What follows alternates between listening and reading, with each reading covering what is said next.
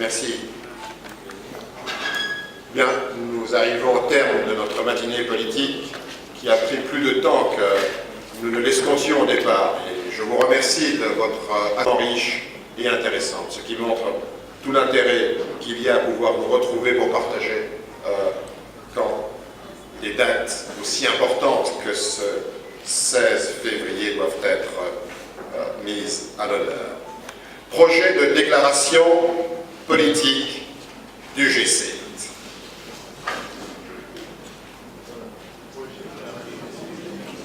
C'est plus un projet. Déclaration politique du G7. Merci de m'avoir rappelé. Cela est extrêmement important. Ce matin, c'était un projet. À la faveur de nos échanges, c'est devenu une déclaration. Déclaration politique du G7.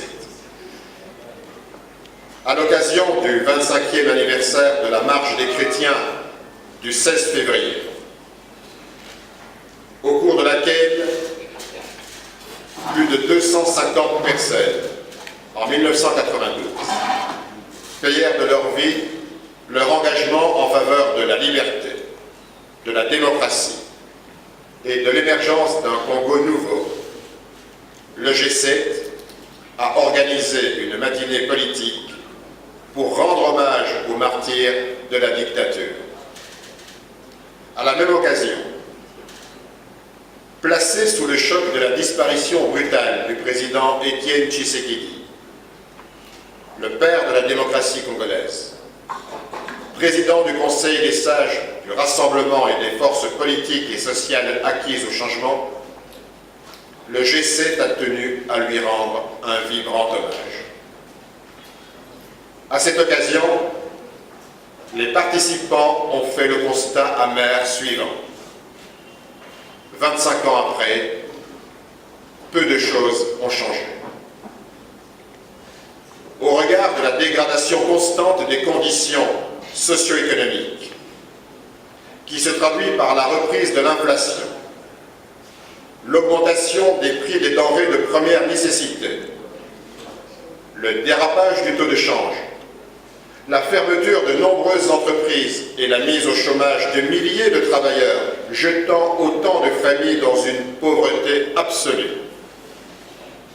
Devant la résurgence de l'insécurité et de la violence à travers l'ensemble du pays, caractérisée par des massacres récurrents dans le territoire de Béni, la montée de l'extrémisme dans le Congo central et dans le Kasaï, où les combats ont conduit à des centaines de morts, l'instrumentalisation des affrontements meurtriers entre Pygmées et Bantous dans le Tanganyika, la répression aveugle dans la Mangala, et même des tueries dans la capitale. Face à l'illégitimité générale dans laquelle se trouve depuis le 19 décembre 2016 à minuit le président de la République et bientôt l'ensemble des élus du pays, confrontés à l'épineuse question de l'avenir du rassemblement des forces politiques et sociales acquises au changement, à la suite de la disparition du président de son Conseil des sages, devant les atermoiements du pouvoir, a finalisé l'arrangement particulier de l'accord global et inclusif signé en date du 31 décembre dernier sous la médiation de la CENCO en vue de la mise en œuvre du dit accord. Le G7 fait la déclaration suivante.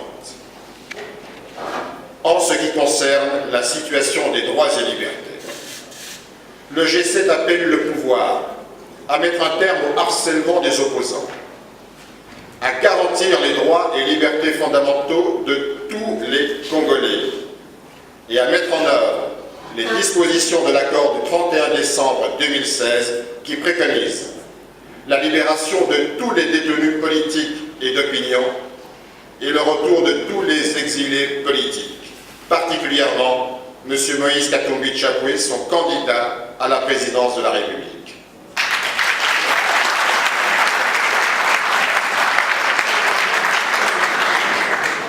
Le G7 tient responsable le pouvoir de toutes les manœuvres visant à ne pas souscrire aux engagements signés sous la médiation de la CENCO. en ce qui concerne la crise politique et institutionnelle qui frappe notre pays.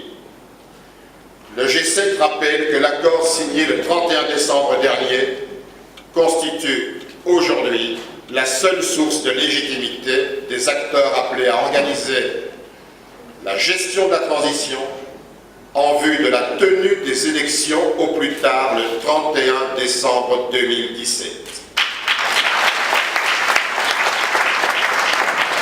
Aussi, le G7 invite-t-il tous les acteurs politiques à ne pas remettre en cause les dispositions de l'accord aux fins de continuer à échapper indéfiniment à la sanction du souverain primaire à qui revient le droit de choisir librement ses dirigeants.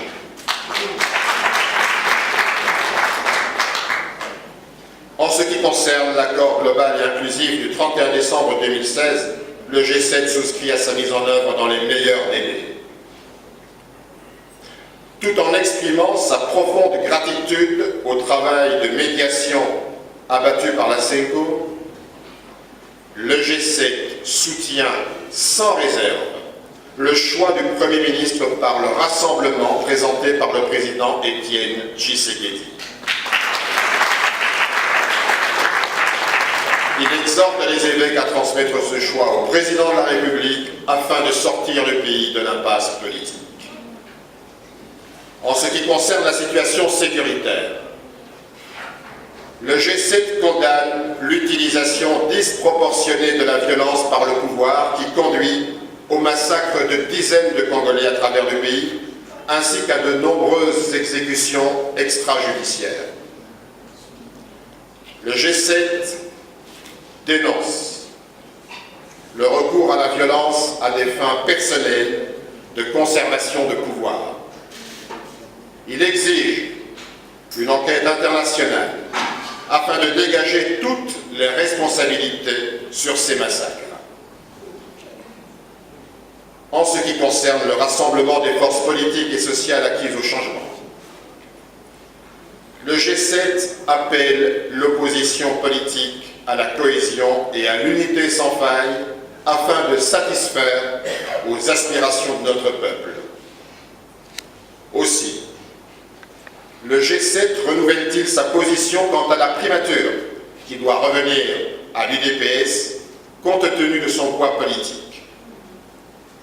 Mais pour ce qui est de la présidence du Rassemblement, au regard des principes d'équilibre, de cohésion et d'unité, le G7 considère que la dite présidence doit revenir à une autre composante politique. Enfin, le G7 demande au peuple de ne pas perdre courage ni espoir. 25 ans après, face à la résurgence de la dictature, la passivité et la distraction ne doivent plus être de mise. Autant les forces vives de la nation s'étaient mobilisées comme un seul homme en 1992 pour la réouverture des travaux de la Conférence nationale souveraine, autant aujourd'hui, les Congolais doivent se mobiliser pour exiger l'application intégrale et sans délai de l'accord de la Saint-Sylvestre. Telle est la déclaration politique du G7. Les travaux de notre matinée politique à la commémoration du 25e anniversaire de la 82.